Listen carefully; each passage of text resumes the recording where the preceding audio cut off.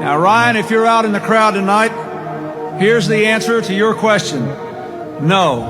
As far as I know, an alien spacecraft did not crash in Roswell, New Mexico in 1947. And Ryan, if the United States Air Force did recover alien bodies, they didn't tell me about it either, and I want to know.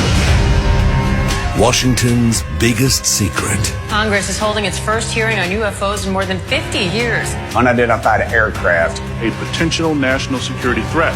They could wipe us off the map like that. And have we attempted to communicate with those objects? No. I'm not allowed to talk about that. A major political cover-up. Is the United States hiding something? Of course. We are absolutely committed to being as transparent as we can. We don't understand. You're the guys investigating it. We are committed to a focused effort to determine their origins. Stop hiding it. There's a whole fleet of them. Look on the NSA. Something is out there. Wow, look at that. That's pretty intriguing. We do not have an explanation. This exists, and it's not from here. For too long, the stigma associated with UAPs has gotten in the way of good intelligence analysis. Unidentified aerial phenomena are a potential national security threat. Oh, what in the world is this? Oh my gosh, what is that? I do not have an explanation for what this specific object is. An object apparently changing shapes in seconds. What? Oh my gosh, dude. Look, nothing in the sky at all. Then all of a sudden, bam, what is that? We're in the middle of the ocean. One of the things most people don't realize is just how often UAPs are being seen. This is one taken by a pilot over Colombia en route to Mexico City. It's a video of what looks like a kind of a cube-shaped object coming towards the aircraft, apparently at high speed. Now, some debunkers might suggest it's a balloon, but these are the things that now need to be investigated, and indeed a lot of these bits of evidence are coming forward. What we're seeing is quite extraordinary. It is extraordinary, and in fact, this is a video that explains one of the reasons why we went back to the United States to investigate what's happening now. How significant is it that the US government has actually admitted that whatever they are, unidentified aerial phenomena, are real? I think it tells us that, first of all, the government has been lying to us for the last 60 or 70 years.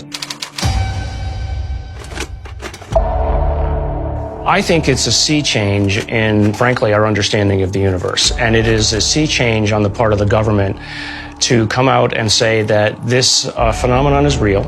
I think it gives solace to people who have been told that they were crazy to have been believing or seeing this.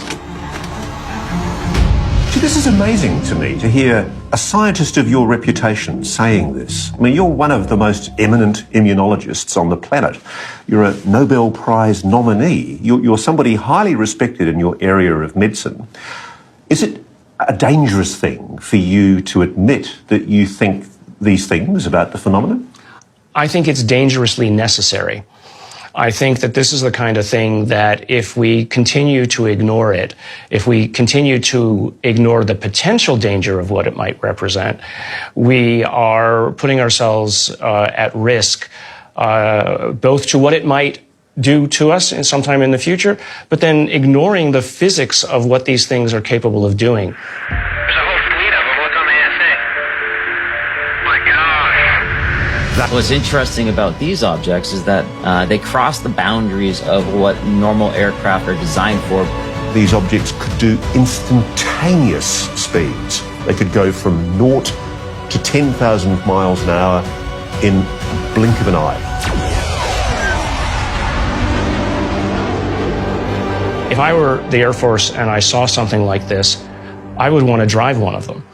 You explain to me, sir, as a scientist, if a country could master the technology that lies behind this phenomenon, how important is that technology?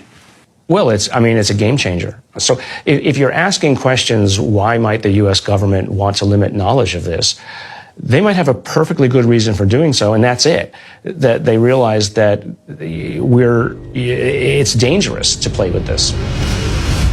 The recent pressure by Congress on the military has forced the military to own up to the fact that it's sitting on hours of videotapes of something that is up there in the sky.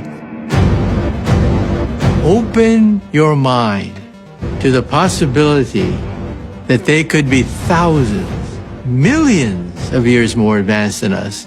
Then new forms of technology begin to open up. We're now talking about the very edge of our understanding of the quantum theory and general relativity.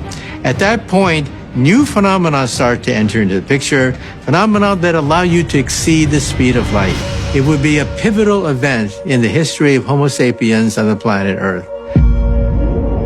The realization that we are not alone. And then, of course, we have to begin the process of analyzing the question, who are these people? What do they want? How can we relate to these people? These are cosmic questions.